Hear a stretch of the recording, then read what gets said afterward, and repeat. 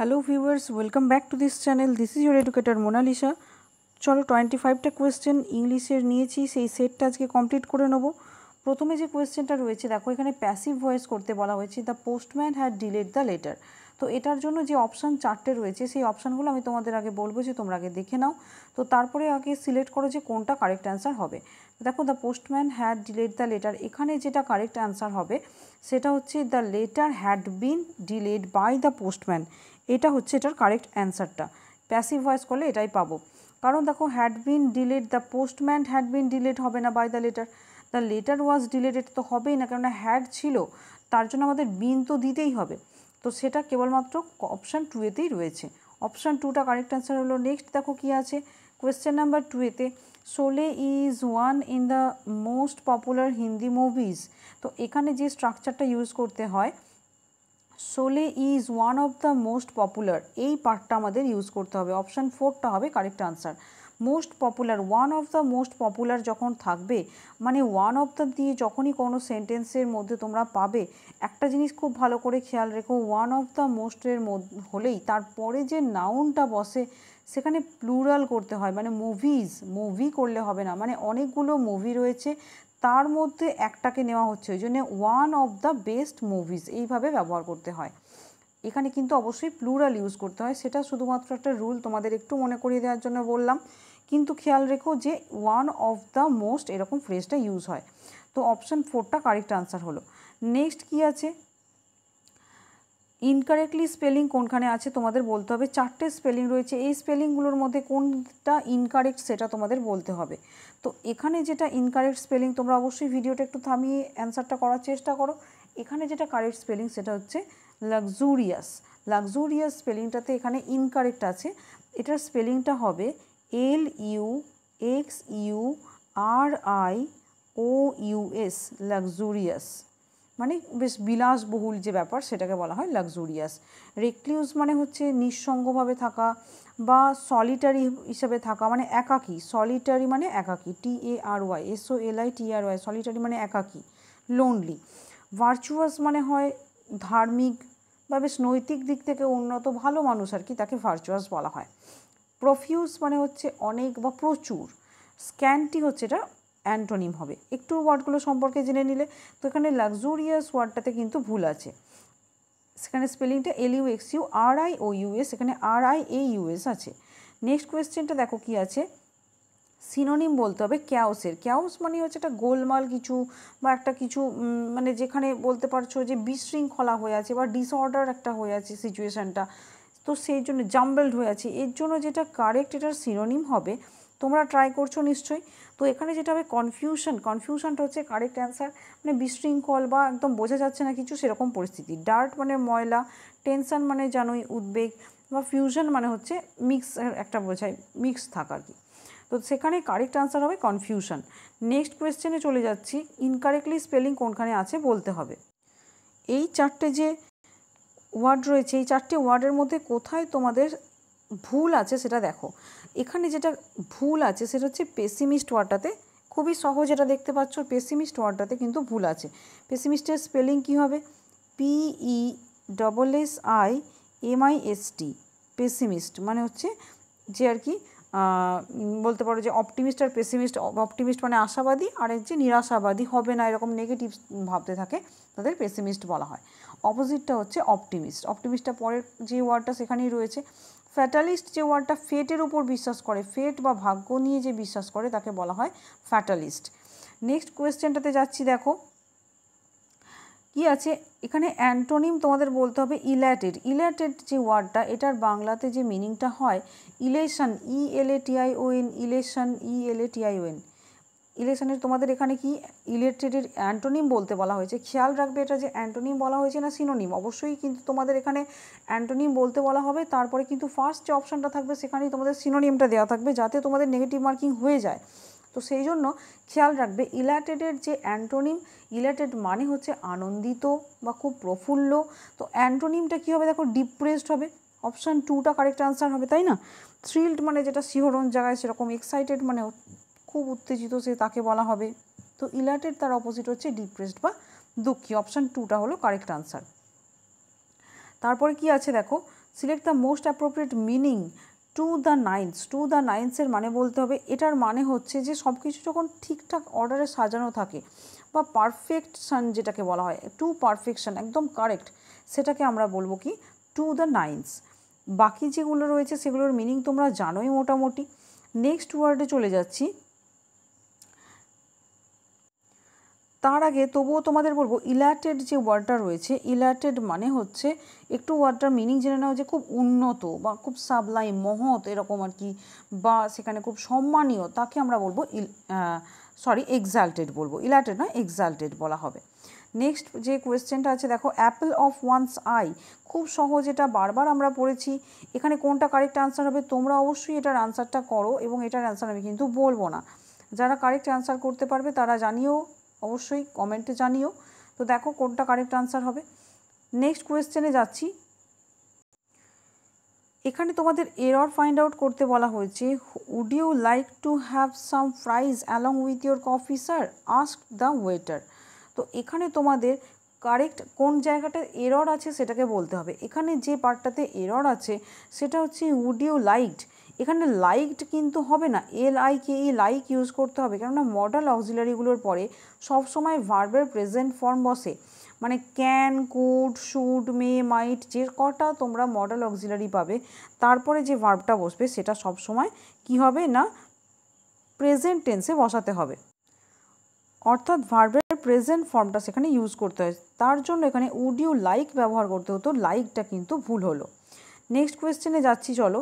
এখানে বলা হয়েছে এটাকেও তোমাদের যে পার্টটাতে আন্ডারলাইন করা রয়েছে সেই আন্ডারলাইন পার্টটাকে তোমাদের বলতে হবে যে এটা কি ঠিকই আছে নাকি এর পরিবর্তে অন্য কিছু বসবে।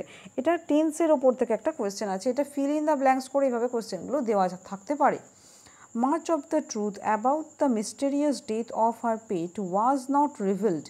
এখানে তোমাদের দেখতে হবে যে এই পার্টটার মধ্যে কি, এই পার্টটাই যেটা আন্ডারলাইন পার্টটা রয়েছে এটা কি এই পার্টটা ইউজ হবে নাকি এটার পরিবর্তে অন্য কিছু ব্যবহার করতে হবে, বা নো সাবস্টিটিউশন কোনটা হবে। দেখো একটুখানি তোমরা আগে ভেবে নাও কোনটা কারেক্ট আনসার হতে পারে।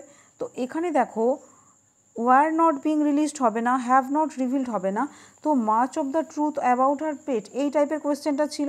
তো ওয়াজ নট রিভিলড এটা যেটা আছে সেটাই কারেক্ট আনসার হবে, এটাকে কোনোভাবে চেঞ্জ করতে হবে না।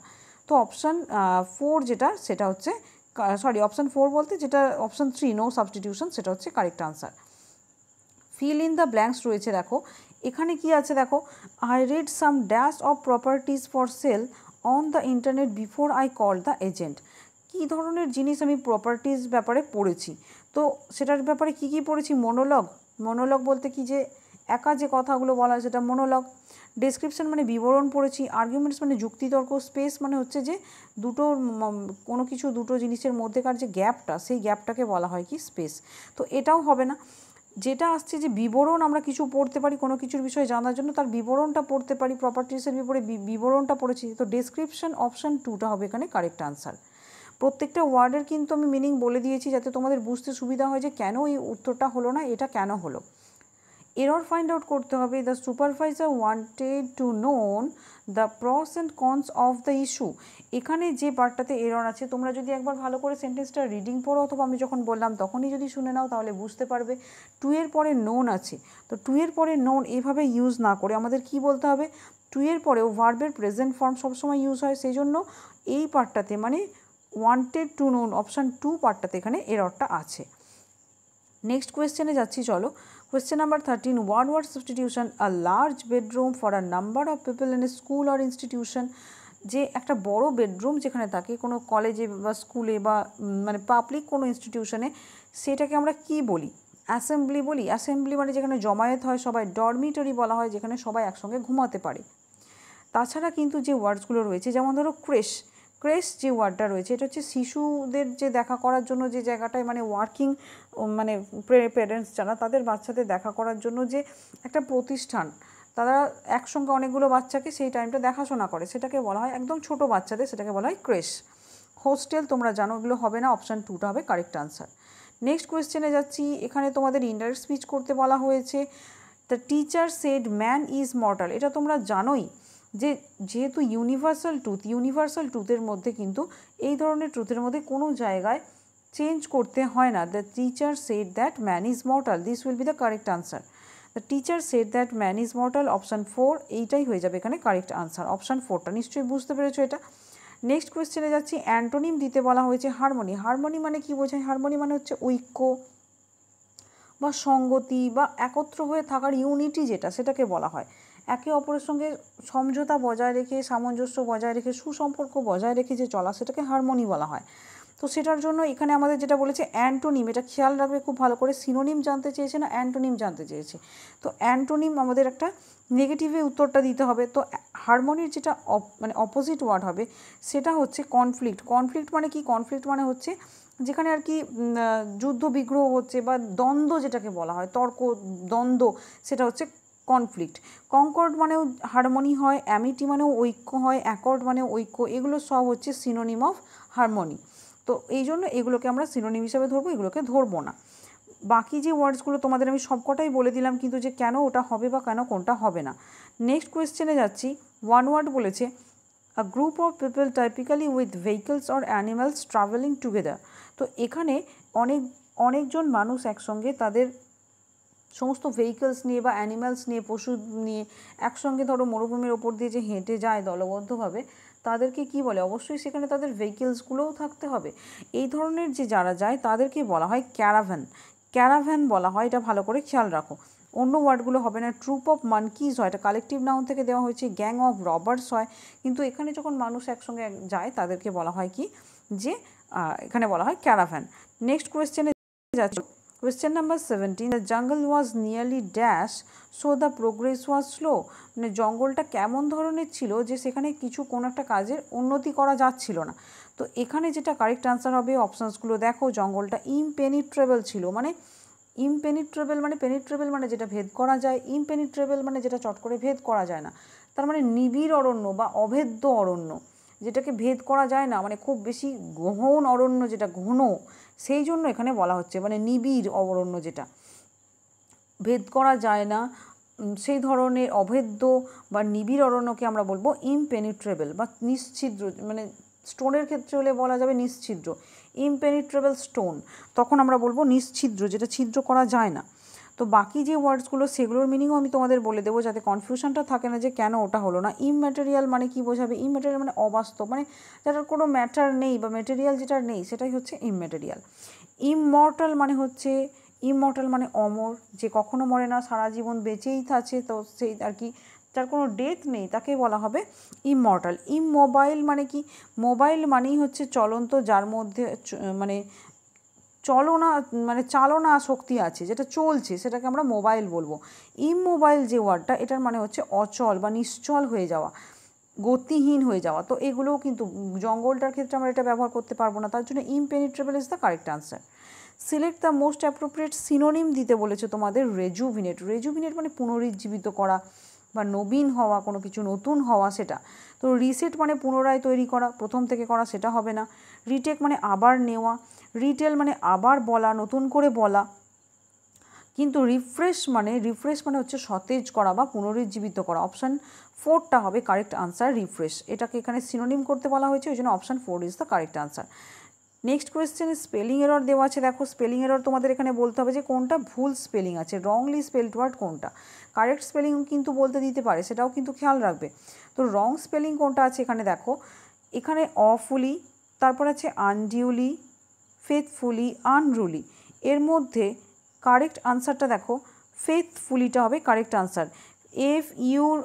FULLY দেওয়ার কথা ছিল, FAITH ফেথ ঠিক আছে, কিন্তু ফুলিতে FULLY ছিল, ওই জন্য ওখানে অপশান 3টা হয়ে যাবে কারেক্ট আনসার। আচ্ছা, অফুলি বা ফেথফুলি, অফুলি মানে কি? অফুলি মানে হচ্ছে অত্যন্ত বা এক্সট্রিমলি। আনডিউলি মানে অযথা। আর রংলি বা বলতে পারো যে আনডিউলি মানে অযথা বা অন্যায়ভাবে, রংলি, এগুলো আমরা ইউজ করতে পারি, ঠিক আছে। নেক্সট চলে যাচ্ছি, চলো। এখানে যেটা যে সিনোনিম দিতে বলা হয়েছে অ্যাসার্টশন। অ্যাসার্টশনের সিনোনিম দিতে বলা হয়েছে। অ্যাসার্টশন বলতে কি বোঝায়? কোনো অ্যাসার্টিভ সেন্টেন্স তোমরা পড়েছো, যে কোনো একটা সেন্টেন্সকে আমরা অ্যাসার্টিভ সেন্টেন্স বলি। অ্যাসার্টিভ সেন্টেন্স মানে কি? একটা স্টেটমেন্ট দেওয়া, তার মানে বিবৃতি দেওয়া। তো বিবৃতি দেবে, এটার সিনোনিম কি হবে? এটার সিনোনিম হবে দেখো ডিক্লারেশন, ডিক্লেয়ার করা মানে বিবৃতি দেওয়া, মানে একদম কথন বলে দেওয়া আর কি, একটা কোনো কথা সাধারণ বলে দেওয়া। সেটা এবার নেগেটিভ বা যেটা অ্যাফার্মেটিভ যে দুটো ভাগ হয় সেটার মধ্যে। তো বিবৃতিমূলক সেন্টেন্স, তো আমরা সেখানে অ্যাসার্টিভ সেন্টেন্স বলেইছি, ছোটোবেলা থেকে এটা পড়ছি। কন্টিনিউশন মানে যেটা চলতে থাকছে, রিজেকশন মানে বাতিল করে দেওয়া, ডিসকাশন মানে হচ্ছে কোনো কিছু নিয়ে আলোচনা করা। তো অপশান 4টা হবে কারেক্ট আনসার। নেক্সট কোয়েশ্চেনে দেখো, আপ ইন আর্মস, এই যে এইটার তোমাদের হয়তো এটা তোমরা পড়েছো, ইডিয়ামটার এখানে তোমাদের মিনিং বলতে হবে আপ ইন আর্মস।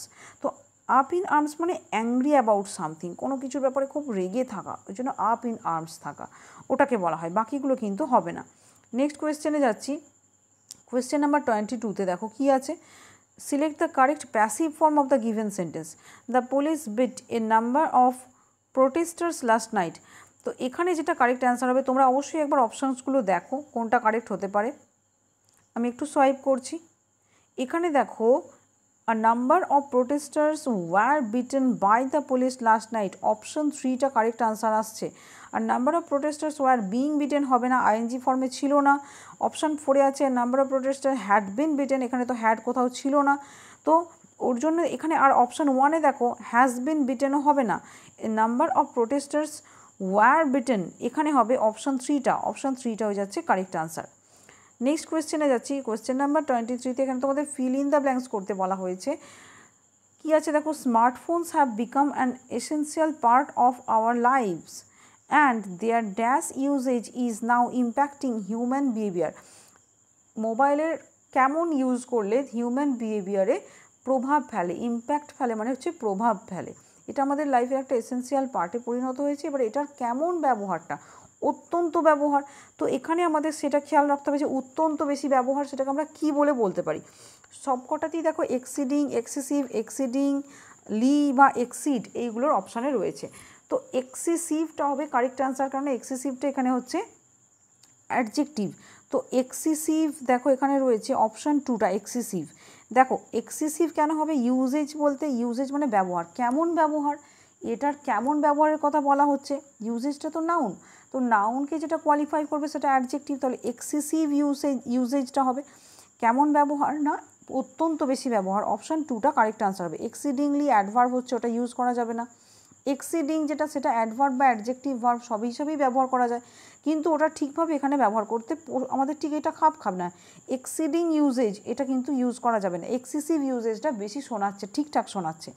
এক্সিডটা তো শুধুই ভার্ব, ওখানেও আমরা ব্যবহার করতে পারবো না। সো এখানে option 2 is the correct answer. Next কোয়েশ্চেনে চলে যাচ্ছি, দেখো select the most appropriate synonym বলেছে, সিনোনিম দিতে হবে। কি আছে ওয়ার্ডটা গাইল, গাইল মানে কি বোঝায়, গাইল মানে হচ্ছে ছদ্মবেশী বা প্রতারণা করে যে, তাকে আমরা বলবো গাইল, মানে খুব ছল চাতুরি এসব জানে। এটার জন্য যে কয়েকটা গাইলের সিনোনিম আমি তোমাদের বলে দিই, যেমন ধরো হয়েছে ডিসেপশান, DECEPTION, ডিসেপশান মানে হচ্ছে ছল বা মানে ছল চাতুরি করা বা প্রতারণা করা। আর একটা ওয়ার্ড থেকে স্পেলিং দেয় DECEIVE, ডিসিভ, মানে এই স্পেলিংটা কিন্তু বারবার কোয়েশ্চেনে দেওয়া হয়, স্পেলিং এররে দেওয়া হয়, DECEIVE, ডিসিভ, ডিসিভ করা মানে হচ্ছে প্রতারণা করা।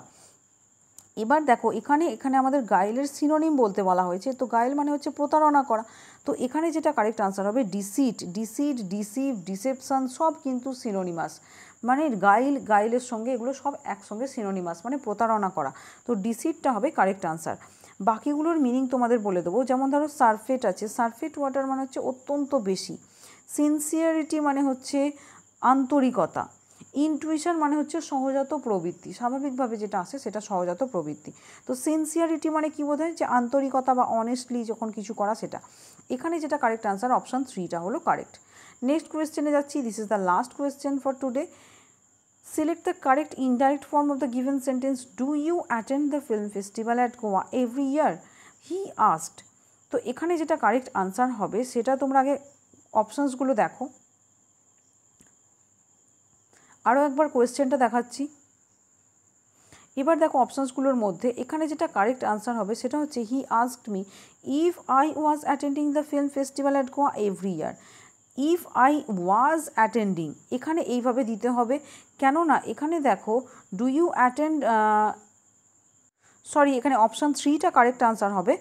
সরি অপশান 3 নয়, এখানে অপশান 2 যেটা আছে, বারবার অপশান 3 বলেছি আমি, সরি। এখানে যেটা কারেক্ট আনসার হবে option 2। Do you attend the film festival at Goa every year? He asked me if I attend. এখানে দেখো অ্যাটেন্ডের সঙ্গে ইডি অ্যাড করতে হচ্ছে, ইফ আই অ্যাটেন্ডেড, কেননা এদিকে আমাদের পাস্টে আছে, তো এদিকটাকে আমাদের পাস্টে নিয়ে যেতে হবে। তো if I attend the film festival at Goa every year, option 2টা হয়ে যাবে এখানে কারেক্ট অ্যান্সার, বাকিগুলো নয়। হি হ্যাড আস্ক মি, তো এখানে কিছু হবে না, হি ইজ আস্কিং তো বলছেই না। যেটা আর একটা কী আছে, হি আস্কস মি, কেন এটা আস্কস মি কেন হবে? কারণ এখানে তো অলরেডি পাস্ট টেন্সে বলেই দিয়েছি, তাহলে আমি আস্কস মিটা কেন করব? অপশান 2টা একটাই মাত্র যেটা, যে অপশানটা কারেক্ট আসবে। তো চলো এখানে ভিডিওটা আজকে শেষ করছি, নেক্সট ভিডিওতে তোমাদের সঙ্গে আবার দেখা হচ্ছে। Till then as always say stay motivated and study hard.